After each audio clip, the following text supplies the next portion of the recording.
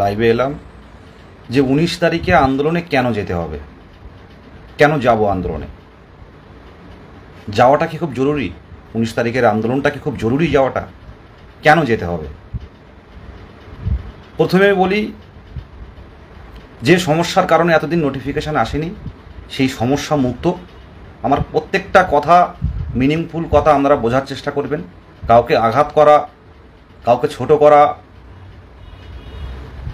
এটা আমার ব্যক্তিগতভাবে আমি বলছি, এটা জন্য লাইভ নয়। যে আইনি জটিলতা ছিল সেই আইনি জটিলতা মুক্ত। আজকে আপনারা দেখেছেন যে রোস্টার হয় লেবার ডিপার্টমেন্ট থেকে, সেটাও কিন্তু বের হয়ে গেছে। কোন কাস্টে কত বরাদ্দ পাবি ডিটেলস কিন্তু প্রিন্সিপাল সেক্রেটারি নবান্ন থেকে কিন্তু বের করেছে। আপনারা নোটিশটা অনেকেই দেখেছেন। রোস্টারটা কোনো ডিপার্টমেন্টে নিয়োগ হওয়ার আগেই রোস্টার তৈরি হয়। সেই রোস্টারটা ক্লিয়ার করেছে একটাই কারণে, নিয়োগটা যাতে দ্রুত হয়, লেবার ডিপার্টমেন্ট থেকে এটা বের হয়। সেটা কিন্তু আজকে একটা বড় কাজ কিন্তু রাজ্য সরকার যেটা করলো, সেটা কিন্তু কোনো নিয়োগের আর কোনো সমস্যা থাকবে না। প্রত্যেকটা নিয়োগের ক্ষেত্রে এই রোস্টার মেনেই নিয়োগ হয়। দেখুন, পর্ষদের যে ব্যাপার 2022-এর নিয়োগ 14-17দের নিয়ে, সেই এনওএস কিন্তু এই মাসটাই শেষ করে ফেলবে আশা করছি। কিন্তু এটা যদি টেনে নিয়ে যায়, সেটা আমাদের ক্ষেত্রে খুব খারাপ পরিস্থিতি তৈরি হবে। এখনও পর্যন্ত পেন্ডিং নিয়োগ পড়ে আছে। সেটা এই মাসে যে আমাদের নোটিফিকেশান আসবে সেটা কিন্তু সম্ভব নয়। প্রত্যেকের উদ্দেশ্যে বলছি, নোটিফিকেশান কিন্তু আমরা পাবো, কিন্তু এই দেরি হয়ে গেলে বিধানসভা ভোটের আগে সেই নোটিফিকেশান কিন্তু ইন্টারভিউ কমপ্লিট করতে পারবে না পর্ষদ। আর পর্ষদের নিজস্ব সেই ক্ষমতা নেই নিজের থেকে নোটিফিকেশান বের করা, যতক্ষণ না পর্যন্ত মন্ত্রী মাননীয় মুখ্যমন্ত্রী থেকে শিক্ষামন্ত্রী, শিক্ষা দপ্তর কমিশনার, সেখান থেকে অর্ডার আসবে আমাদের প্রাথমিক পর্ষদে। তার আগে পর্ষদ কিন্তু নিজের থেকে নোটিফিকেশান বের করতে পারে না, যতক্ষণ না পর্যন্ত শূন্যপদ বরাদ্দ করে। সেই কারণে মাননীয় মুখ্যমন্ত্রীর দৃষ্টি আকর্ষণ, এই কথাটা অনেকের হয়তো শুনতে খারাপ লাগে, কিন্তু এর থেকে একজন হবু শিক্ষক আমরা কি ওয়ার্ড ব্যবহার করতে পারি? মাননীয় মুখ্যমন্ত্রীর দৃষ্টি আকর্ষণ এবং পদক্ষেপ, একটা জোর একটা আন্দোলন দরকার 19 তারিখে। না হলে দেখুন, আজকে রোস্টার বের হলো সবচেয়ে বড় রাজ্য সরকারের, যেটা কোনো কিছু ডিপার্টমেন্টে নিয়োগ হওয়ার আগে রোস্টার মেনে করতে হয়। রোস্টার বের হলো, মিউনিসিপ্যাল কর্পোরেশনে আজকে নিয়োগ বের হলো, বিভিন্ন কিছু কিছু স্কুলেও পিএসসির মাধ্যমে যে শিক্ষকগুলো নিয়োগ হয় সেটাও বের হলো। 22 স্টেট কেন ফেলে রাখা হবে? 23 জেলার প্রত্যেক উত্তীর্ণদের বলবো যে এই 1-1.5 মাস 2 মাসের মধ্যে যদি অন্তত নোটিফিকেশানটা বের করে আনতে পারি, তাহলে মনে করবে সামনের দিন সবার ক্ষেত্রে ভালো, সামনের দিনে সবার ক্ষেত্রে ভালো। আর নোটিফিকেশান যদি না বের করতে পারি, এই পুরনো নিয়োগ যে দিয়ে যদি পরপর জটিলতা তৈরি হয়, একটা জমায়েত করে বড় একটা আন্দোলনের কর্মসূচি না ডাকলে কিন্তু এই জটিলতাটা কিন্তু সমাধান হবে না। সবচেয়ে আইনি জটিলতা বর্তমানে সব শেষ। এনওএস নিয়ে যে ভেরিফিকেশান চলছে বা এনওএসদের অর্ডার চলে এসছে, এই মাসে এটা ক্লিয়ার হবে। এই মাসে কোনোভাবে নোটিফিকেশান আসবে না, কিন্তু সামনের মাসের মধ্যে আমাদের যাতে একটা নোটিফিকেশান আমাদের নিয়ে আসে, সেই দাবিতে 19 তারিখ পথে নামুন, আর কোনো সমস্যা থাকবে না। 23 জেলার প্রত্যেকটি উত্তীর্ণদের বলবো, প্রত্যেকের লক্ষ্য কিন্তু আমাদের একটাই লক্ষ্য, কোনোভাবে বিভ্রান্ত না হয়ে এগিয়ে আসুন। টেট উত্তীর্ণ হয়ে আছেন, সার্টিফিকেট গুছিয়ে রেখেছি প্রত্যেকেই, আমরা সব রেডি করে রেখেছি। সার্টিফিকেট থেকে শুরু করে আধার কার্ড জেরক্স থেকে শুরু করে কেউ পিএইচ রয়েছে, কেউ অনেকের এক্সট্রা কারিকুলাম আছে, প্রত্যেকটা গুছিয়ে প্রত্যেক দিন আমরা রেখে দিয়েছি যে ইন্টারভিউ এই যাব। পড়াশুনো করছে, তার সাথে সাথে প্রত্যেকটা কোচিং সেন্টারে অনেকে দেখলাম ভর্তি হচ্ছে, খুব জোরে পড়াশুনো করছে। কিন্তু 19 তারিখে রাজপথে না আসলে কিন্তু ক্ষতি আমাদের। অনেক কষ্ট করে একটা দিন ঠিক করেছি আমরা, 2022 প্রাথমিক টেট উত্তীর্ণ চাকরি প্রার্থীরা। এর পিছনে অনেক পরিশ্রম রয়েছে। সোশ্যাল মিডিয়ার খবর দেখে, ইউটিউবের খবর দেখে বিভ্রান্ত হবেন না। আমরা সামান্য একটা শিক্ষকের পেশায় এসেছি, আমরা বড় কিছু নয়। আমাদের কোন কেস কিসে আটকে যাচ্ছে অত ভাবার কিছু নেই। একটা বড় কেস ছিল, সেটা সমাধান হয়েছে, এটাই কথা। এবার আমাদের ইন্টারভিউ নোটিশ চাই।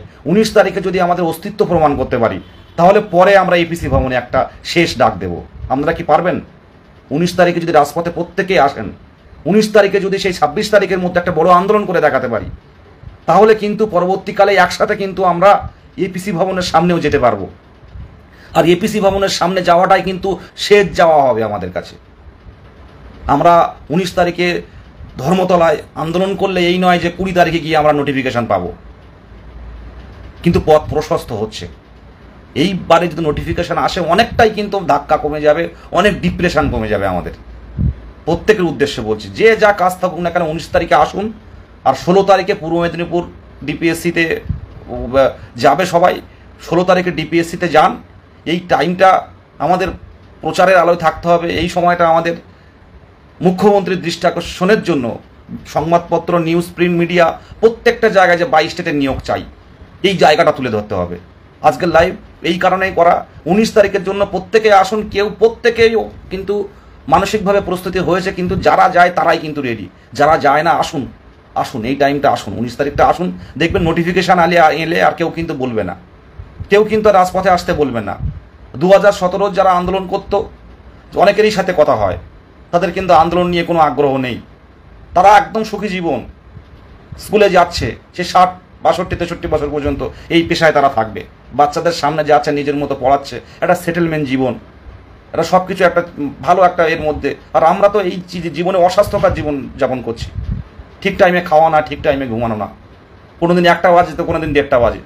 প্রত্যেকেই, কেউ ভালো নেই। আসুন এই টাইমটা বের করার সময়, আর প্রত্যেকেই দিকে দিকে মানুষ জানে যে ঐক্য মঞ্চের আন্দোলন।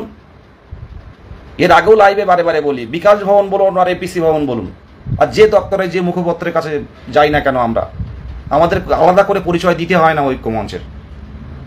আমরা জানেন নদিয়া ডিপিএসসিতে চেয়ারম্যান উপর থেকে নিচে এসে কথা বলেছে। আমরা জানেন কেউ এরকম নিচে এসে কথা বলে না। উত্তর 24 পরগনার মতো একটা জেলায় ডিপিএসসিতে চেয়ারম্যান নিচে এসে সাংবাদিকদের সাথে কথা বলেছেন যে তোমাদের নিয়ে ভাবনা চিন্তা অবশ্যই আছে, পাবে, তোমরাই তো বাংলার ছেলে, তোমরাই চাকরি পাবে।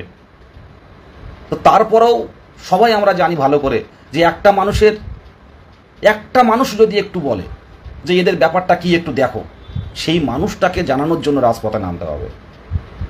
আর সোশ্যাল মিডিয়াতে বিভিন্ন কমেন্ট হবে, বিভিন্ন কিছু বলবে। অনেকে কমেন্ট করে এনওএসদের পিছনে লেগেছি। আমরা এনওএসদের পিছনে লাগেনি।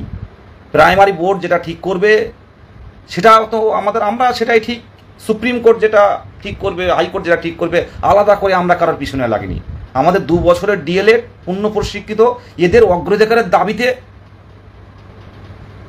যদি কেউ দুটো একটা বাজে কথা আমাদের বলেও এটা জানি। 2 বছরের পূর্ণ প্রশিক্ষিত ডিএলএড টেট উত্তীর্ণ, তাদের স্বার্থে প্রথম থেকে লড়াই ছিল।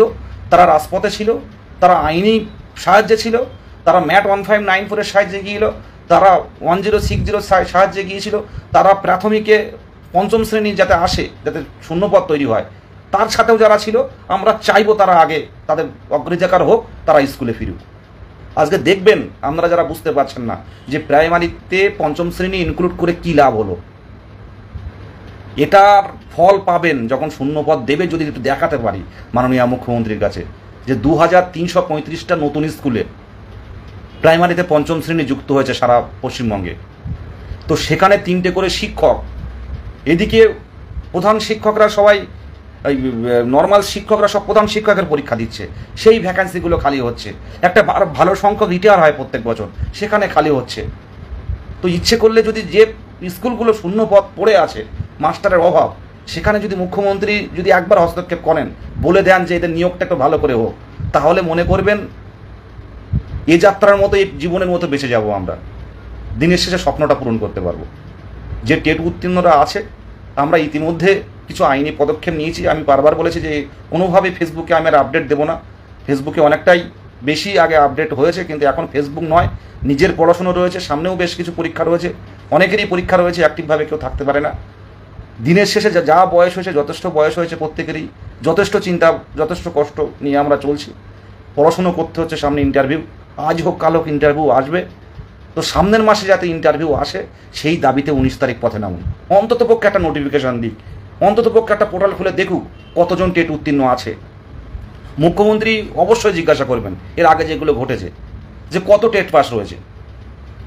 তো সেই তথ্য পর্ষদকে সাথে সাথে দিতে হলে আগে একটা পোর্টাল খুলে কতজন টেট উত্তীর্ণ দেখে নিতে হবে, যেটা 16,500 ক্ষেত্রে হয়েছিল। আপনারা প্রাথমিক টেট উত্তীর্ণ যারা আছেন, প্রত্যেকের উদ্দেশ্যে বলছি, 2 বছরের ট্রেনিং নিয়ে পরবর্তীতে টেট উত্তীর্ণ যারা হয়েছেন, 19 তারিখে পথে আসুন। 19 তারিখে পথে আসুন। লাইভ বিস্তারিত করব না, অপরার সঙ্গে কথা বলবো না, শুধুমাত্র 19 তারিখ নিয়ে বললাম। রাজপথে একটা বড় জমায়েত দেখিয়ে দিন, আমরা 19 তারিখে একটা বড় জমায়েত দেখাতে চাই মুখ্যমন্ত্রীর, যাতে চারিদিকে একটা নিউজ হয় যে 2022 প্রাথমিক টেট উত্তীর্ণটা আবার পথে নেমেছে। যে সমস্যা আইনি জটিলতার যেদিন সমাধান হলো বিধানসভায়, আপনারা দেখলেন যে আনন্দবাজার এই বর্তমান পত্রিকায় তারা কিন্তু নিজের থেকেই দিয়েছে এবার 2022 প্রাথমিক টেট উত্তীর্ণদের নিয়োগ চাই। সময়টা খুব কঠিন, একটু লড়ে দিন আপনারা, আর একটু পরিশ্রম করুন। প্রথমে যেমন পাশে ছিলেন, আর একটা মাস একটু লড়াইটা পর পর প্রত্যেকটা জায়গায় করতে দিন। আর বিভিন্ন দিকে আমরা পার্থজিৎ, আমরা মোহিত, যারা আছে সুভাষ, আমরা এর বাইরেও কিন্তু কিছু কিছু পদক্ষেপ নিই। কোনো মুখপাত্রের কাছে একটা ডেপুটেশন দিয়ে আসা, অভিষেক বাবুর কাছে একটা ডেপুটেশন দিয়ে আসা, বা কালীঘাটে গিয়ে একটা মুখ্যমন্ত্রীর কাছে একটা চিঠি দিয়ে আসা, যাতে এই বিষয়গুলো দেখা হয়। এগুলো কিন্তু সাথে সাথে করতে হবে আমাদের। যে আমরা মানে এতদিন 5 বছর পর প্রাইমারি টেট হলো, করোনার কারণে হোক বা কোনো কারণে 2017 টেট দেন পরীক্ষা 17 সালে হয়নি, 2021 গিয়ে পরীক্ষা হলো। এই 5 বছর নতুন করে যারা ডিএলএড আছে তারা কেউ নতুন করে পরীক্ষায় বসতে পারেনি, ডিএলএড করে বসেছিল। তারপর সেই টেট পাস করে ইতিমধ্যে আমাদের 2.5-3 বছর পেরিয়ে গেছে। তো একটা বড় ভ্যাকান্সি না দিলে অনেক ছেলেমেয়ের বয়স পেরিয়ে যাচ্ছে, অনেক ছেলেমেয়ের বয়স অলরেডি পেরিয়ে গেছে, অনেকের যাচ্ছে। আর সবচেয়ে বড় কথা, আমরা জানি যে 2014 টেট কেমনভাবে হয়েছিল, 2017 টেট কতটা হার্ড ছিল, কিন্তু 2017 টেটে, এই 2022-এর টেটে অনেক উত্তীর্ণ যারা হয়েছে, অনেক সিনিয়র দাদারা যারা পাশ করেছে, তাদের একমাত্র বের করতে পারে শূন্য পদে। এই দাবিতে প্রত্যেকে কেউ টিউশনি পড়ান, কেউ কোনো বেসরকারি কোম্পানিতে কাজ করেন। আমরা তো প্রতিনিয়ত অ্যাডমিন প্যানেলে আমরা কাজ করছি। প্রত্যেক 19 তারিখের আন্দোলনে আসুন, ডিএলএড করা যে একটা বার্তা দিন, যে পোস্টারগুলো ঘুরে বেড়াচ্ছে, আপনিও আসুন, বন্ধু বান্ধবীদের নিয়ে আসুন, বাবা মাকে সাথে নিয়ে আসুন দরকার হয়। এটুকু বলে শেষ করব। প্রত্যেককে বলবো, এই শেষ সময়টা একটু লড়ে দিন। মুখ্যমন্ত্রীর দৃষ্টি আকর্ষণের জন্য, মুখ্যমন্ত্রীর হস্তক্ষেপের দাবিতে, মুখ্যমন্ত্রী যেখানে পরিষ্কারভাবে নিয়েও যে সমস্যা, আইনি জটিলতা, সেটা মিটে যাওয়ার পর মুখ্যমন্ত্রী একটা কথা বলেছিলেন যে আর কলেজ বিশ্ববিদ্যালয়ে ভর্তির ক্ষেত্রে এবং নিয়োগের ক্ষেত্রে কোনো বাধা থাকবে না, এবং নিয়োগের ক্ষেত্রে কোনো বাধা থাকবে না। আর আজ সরকার যেটা, Nabanna principal secretary, chief secretary, উনি কিন্তু আজকে রোস্টার প্রকাশ করে দিয়েছেন।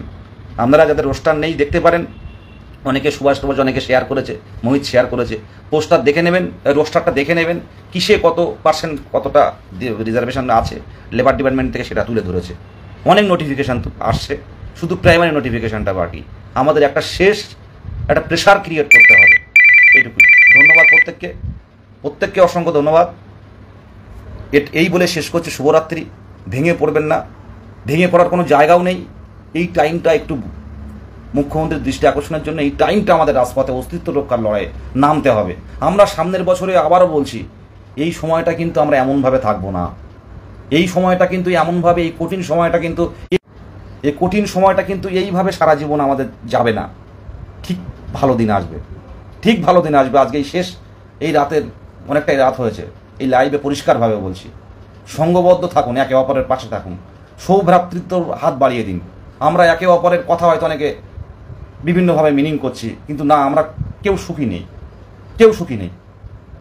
প্রত্যেকে 19 তারিখে আসুন। বিভিন্ন জেলায় রেসপন্স খুব ভালো, তো প্রত্যেকে আসুন এবং আশেপাশের অনেককে বলুন 26 তারিখের মতো একটা আন্দোলন কলকাতার রাজপথে গড়ে তুলি।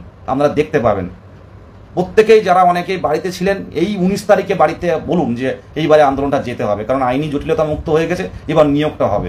আর সংঘবদ্ধ যদি আমরা 19 তারিখে যদি ভালো জমায়েত দেখাতে পারি, আর তার 1 সপ্তাহের মধ্যে বা এই মাসের মধ্যে যদি কোনোভাবে কিছু না হয়, তাহলে আমরা তার পরের মাসে গিয়ে কিন্তু একটা ইপিসি ভবন অভিযান করতে বাধ্য হব।